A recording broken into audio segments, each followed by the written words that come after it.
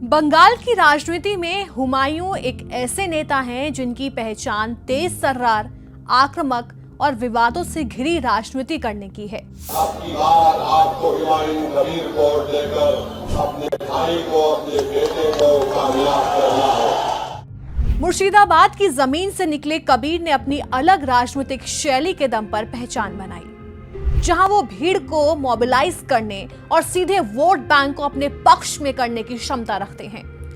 यही वजह है कि वो अक्सर सुर्खियों में रहते हैं, कभी अपने बयानों को लेकर तो कभी राजनीतिक समीकरण में अपनी भूमिका को लेकर। उनकी राजनीति परंपरागत नहीं बल्कि जोखिम और प्रयोग से भरी रही है, जो उन्हें बाकी नेताओं से अलग बनाती है।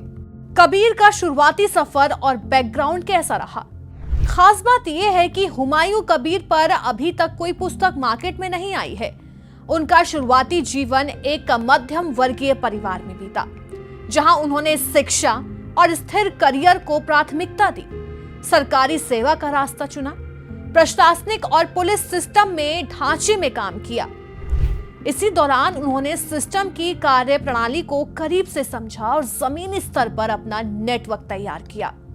हालांकि उन्हें अक्सर पूर्व आईपीएस कहा जाता है, लेकिन उनके यूपीएससी कैडर या आईपीएस होने को लेकर स्पष्ट सार्वजनिक पुष्टि नहीं मिलती। इसके बावजूद ये दौर उनके लिए बेहद अहम रहा, क्योंकि यहीं से उन्होंने पावर स्ट्रक्चर और लोकल कनेक्शन की गहरी समझ हासिल की। राजनीति में एंट्री कैसे और किस पार्टी से जुड़े? बंगाल सरकार में पुलिस की नौकरी छोड़ना कबीर के जीवन का सबसे बड़ा टर्निंग पॉइंट था। उन्होंने स्थिरता छोड़कर राजनीति का जोखिम भरा रास्ता चुना। पहले कांग्रेस का हिस्सा बने, उसके बाद तृणमूल कांग्रेस से जुड़ गए।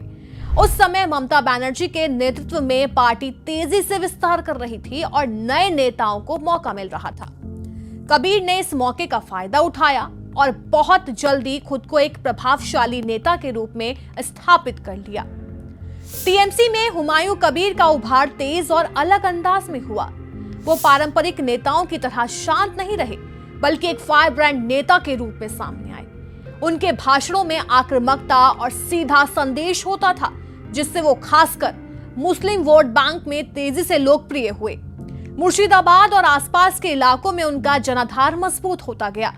चुनावी जीत ने उनके कद को और बढ़ाया और वो पार्टी के महत्वपूर्ण शहरों में शामिल हो गए। जैसे जैसे उनका कद बढ़ा, वैसे वैसे विवाद भी बढ़ते गए। उनके कई बयान भड़काऊ माने गए, जिससे विपक्ष को हमला करने का मौका मिला और पार्टी पर भी दबाव पड़ा।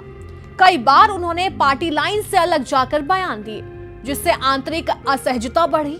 इसके अलावा फंडिंग और राजनीतिक डील से जुड़े आरोप भी सामने आए। हालांकि ये साबित नहीं हुए।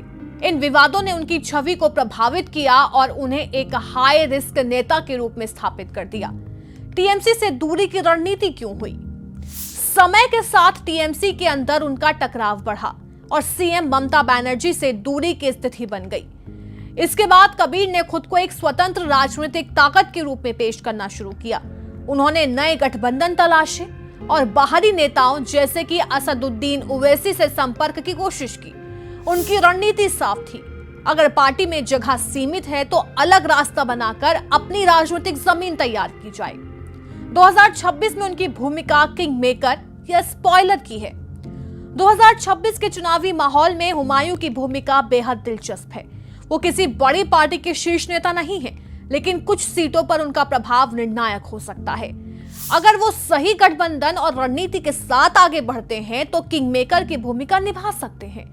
वहीं अगर उनका वोट शेयर बढ़ता है तो वो स्पॉइलर बनकर किसी और पार्टी का खेल बिगाड़ सकते हैं। यही अनिश्चितता उन्हें पश्चिम बंगाल की राजनीति का एक अहम और चर्चित चेहरा बनाती है।